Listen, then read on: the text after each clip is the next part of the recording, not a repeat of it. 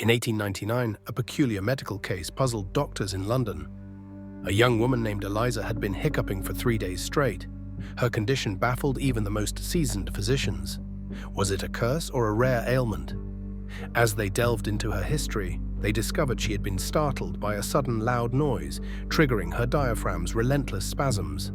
The hiccups finally ceased when a doctor, inspired by ancient Greek remedies, administered a concoction of honey and vinegar.